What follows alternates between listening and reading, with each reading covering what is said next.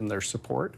So the Conservatives need to take note of successes and what worked, but also take note of what we have to do to win in a two-horse race. I guess, do you think there needs to be a change in tone? Started as a PC in Ontario and then in Nova Scotia. So Doug Ford, Tim Houston are great Canadians, they're my friends. I think when the Conservatives need to grow the tent and win, we've got to make peace with our provincial cousins.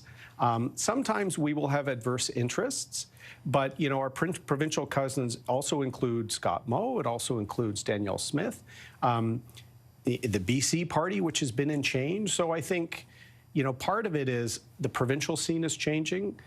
Doug Ford is a very different premier than, say, Mike Harris. But that means the federal party has to rebuild those ties, because when the provinces may be in power and strong, the federal government or the federal party often isn't.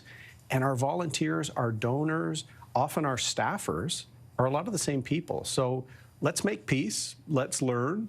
I want to see Pierre get back in the House because he's very good in the House. So he'll be out of that for a little bit. But there's a lot of positives from this. But I do think overall tone is something I think the leader has to acknowledge himself, but also the whole caucus. I'd like to see caucus do more interviews like this.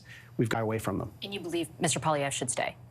Yeah, I think he's earned that right to stay. I think leaders should be given a second chance. You know, won't be applied retroactively to me. I'm fine with that. Like we used to do in the military. After contact, you have an after-action report, what went right, what went wrong, and I think they're going to be doing that.